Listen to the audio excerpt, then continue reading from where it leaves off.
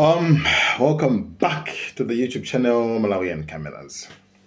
Hey, pajaru nena kuti tikupatsani ndithu update ya zomwe anthu akhale akukambirana ku dziko lija la Oman. Yes, paja America komanso Iran anthu amene ndithu akumana ku dziko lija la Oman kuti akambirane za nuclear. Komanso kuti tidziwe kuti kodi nkhondo pakatipa ichitika kapena kuti sichitika. So this is what happening. Izi nzimene zikuchitika ku Oman. Choyambirira tapeza kunena kuti anthu wa Steve Witkoff komanso Jared Kushner amene ali ochokera ku USA ngati nthumwi envoy yopita ku Oman kuti akakambirane zimene zizi. Kushner mpongozi wake wa Trump komanso Witkoff amene ali oyang'anira mthumwi za ku Asia uko amene wawa akumakomana ndi foreign minister wa dziko lija la Oman. And anthu asakumakomana direct. So zikatero amene foreign minister ameneyo ndeno akumakomananso ndi achina Aragashi ndekuti mkulu ameneyu akuchokera ku Iran ndiye foreign minister wa ku Iran. So akakomana ndi uyuyu kenako uyuso akumaperaso ukuso kwakomanaso akomana ndi uyu kukomana choncho umumu ndi mmene ndithu zinthu zikukhalira.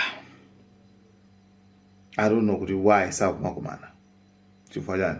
By the way, anthu amene wawa achina Steve Witkoff ndi Jared Kushner apapa akuchokera ku Israel. Akuchokera ku Israel. Apapo ndi state akuchokera ku Israel. Ndi kumene kuja kuti amakano laso tanaka kuti Israel imene kufuna nkhondo kompita. Ndi I think isiri kuzuza auza zorani kumene kuja. Ndeno acho kumene kuja straight ku Oman. Ndimene kumene abaya ndi program mene. Kumana I don't know why munthu nonse muli ku Oman. Why muzite kutuma munthu ina kama makuti kuchoka uyusa akapera so my discussions to be honest I don't think my discussions I take. Do you think ineyo ndikambere ndi inuyo tonse tili komweko koma tizire kutuma munthu tapera mukauze kuti makuti aende apitumeyo kucha. Okay, akuti makuti nawo so apita so mukauze kuti makuti pamene pali nkhani. So Iran inenatu kuti zimene mukufuna zokhudzana ndi kuchitsatu nuclear yonse like kuti pasakhalepo program yonse khudzana ndi nuclear kaikhala ya civilian kaikhala ya mabomba limene ndiye msakambe sizingatheke. Komanso zoti ife tisiye kuthandiza tisiye kupanga fandi timagulu tathu ticha sizingatheke. Right? Komanso zoti ife tisiye kupanga mabomba sizingatheke. Iniyo Mungu bwera mukambe za nuclear weapon, bomba la nuclear. Lopyalo limene pa dziko lapansi limopyalo limene tikambirana pano zitheka bwino. By the way, ndithu Americans anapanga freeze chuma pachitana kamba kuti dziko limakhandi ma assets maiko ena.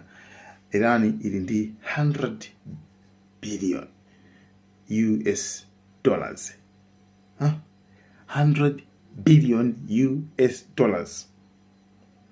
Kumaiko ku America kuti zosezwa nazibanga freeze. Alisimungazipeze yayi pokapoka deal itake mugarero then iso tizakubasani tizachisa sanctions. Okay, so lero akambirana akhala chabwino iyo tisiyo. Lero akambirana akhala andi tifati kodi zosera zale mkumano wa lero unali akambirana zotani. Choyambirira mkumano wa lero palibe amene akudziwa kuti mkumano wa lero akambirana zotani. Choyambirira choncho ose sakunena kuti akambirana zotani mkumano wa lero.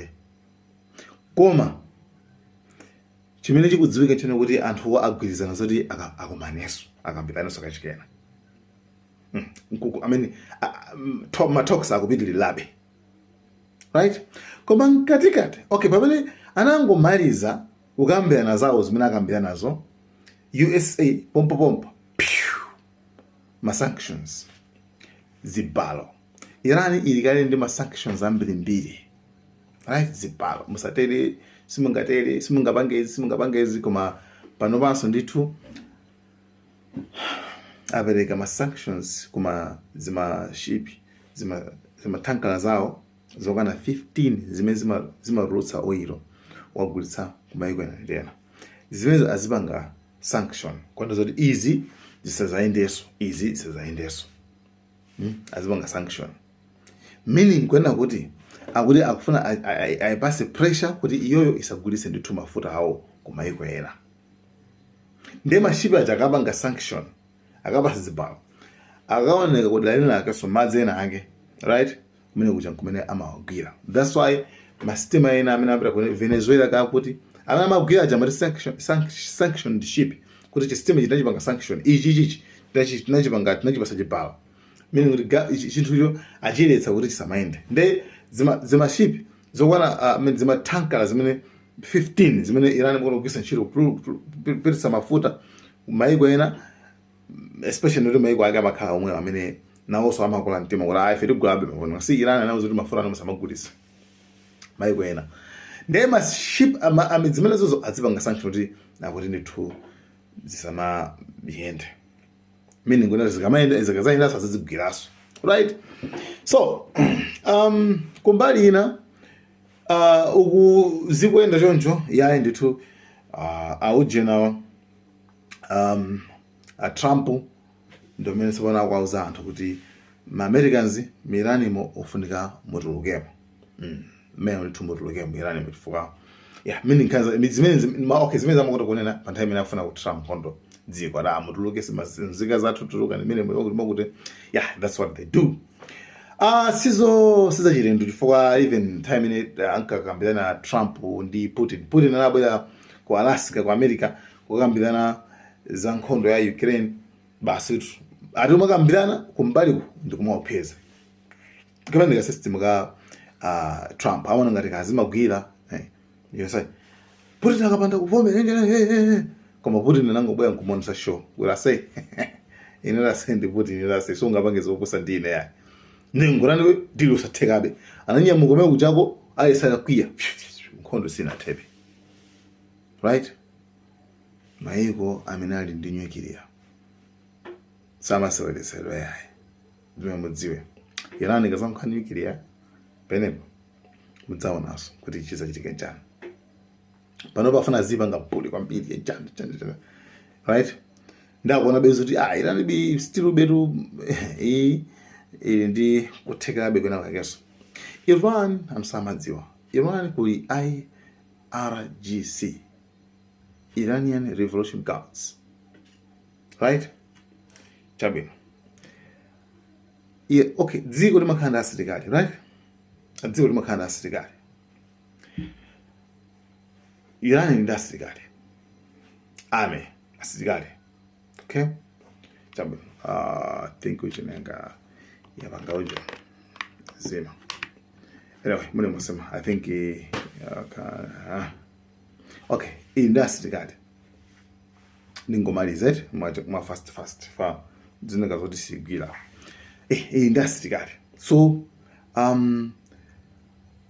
kubatula asilikali adziko Iran iliso ndi asilikali yena amene a revolution, asilikali amene wanawo pankadala amene amangoteteza boma amene walipo 150,000 asilikali ramene 150,000 anthu ramene kagulu kamene kali koopsa kwambiri, right?